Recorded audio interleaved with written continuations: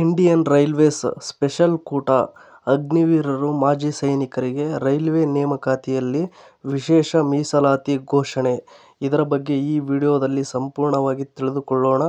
Miss ಮಾಡದೆ ಈ ವಿಡಿಯೋವನ್ನು ನೋಡಿ ಮತ್ತು ನಿಮಗೆ ಯಾವ ಉದ್ಯೋಗದ ಬಗ್ಗೆ ಮಾಹಿತಿ ಬೇಕು ಎಂಬುದನ್ನು ಕಮೆಂಟ್ ಬಾಕ್ಸ್ನಲ್ಲಿ ತಿಳಿಸಿ. ಹಾಗೆ ಇಷ್ಟ ಆದರೆ ಸಬ್ಸ್ಕ್ರೈಬ್ ಮಾಡಿ.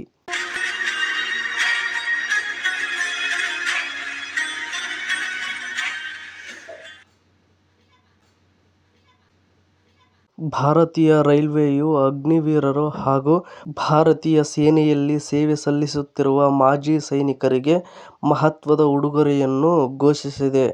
ಇನ್ನು ಮುಂದೆ ಅಗ್ನಿವೀರರು ಮತ್ತು ನಿವೃತ್ತ ಸೈನಿಕರು ರೈಲ್ವೆ ನೇಮಕಾತಿಯಲ್ಲಿ ವಿಶೇಷ ಮೀಸಲಾತಿ ಪಡೆಯಲಿದ್ದಾರೆ. ಈ ಕುರಿತು ಭಾರತೀಯ ರೈಲ್ವೆ ಮತ್ತು ಭಾರತೀಯ ಸೇನೆಯ ನಡುವೆ ಸಹಕಾರ ಚೌಕಟ್ಟು ಒಪ್ಪಂದಕ್ಕೆ ಸಹಿ ಮಾಡಲಾಗಿದೆ. ಈ ಒಪ್ಪಂದದ ಮೂಲಕ ಅಗ್ನಿಪಥ ಯೋಜನೆಯಡಿ ಸೇವೆ ಸಲ್ಲಿಸಿ ನಿವೃತ್ತರಾಗುವ ಅಗ್ನಿವೀರರು ಹಾಗೂ ಮಾಜಿ ಸೈನಿಕರಿಗೆ ರೈಲ್ವೆ ಉದ್ಯೋಗಗಳಲ್ಲಿ ಅವಕಾಶ ಕಲ್ಪಿಸುವ ವ್ಯವಸ್ಥೆ ರೂಪುಗೊಳ್ಳಲಿದೆ. ಇನ್ನು ನೆಕ್ಸ್ಟ್ ರೈಲ್ವೆ ನೇಮಕಾತಿಯಲ್ಲಿ ಹಂತ 1 ಹುದ್ದೆಗಳಿಗೆ ಮಾಜಿ ಸೈನಿಕರಿಗೆ ಶೇಕಡಾ 20% ಮತ್ತು ನಿವೃತ್ತ ಅಗ್ನಿವೀರರಿಗೆ ಶೇಕಡಾ 10% ಮೀಸಲಾತಿ ನೀಡಲಾಗುತ್ತದೆ. ಲೆವೆಲ್ 2 ಮತ್ತು ಅದಕ್ಕಿಂತ ಮೇಲಿನ ಹುದ್ದೆಗಳಲ್ಲಿ ಮಾಜಿ ಸೈನಿಕರಿಗೆ ಶೇಕಡಾ 10% ಹಾಗೂ ಅಗ್ನಿವೀರರಿಗೆ ಶೇಕಡಾ 5% ಮೀಸಲಾತಿ ಒದಗಿಸಲಾಗುತ್ತದೆ. ಈ ಕ್ರಮವು ದೇಶ ಸೇವೆ ಮಾಡಿದ ಯೋಧರಿಗೆ ನಾಗರಿಕ ಉದ್ಯೋಗದಲ್ಲಿ ಭದ್ರ ಭವಿಷ್ಯ ಒದಗಿಸುವ ಮಹತ್ವದ ಹೆಜ್ಜೆಯಾಗಿದೆ.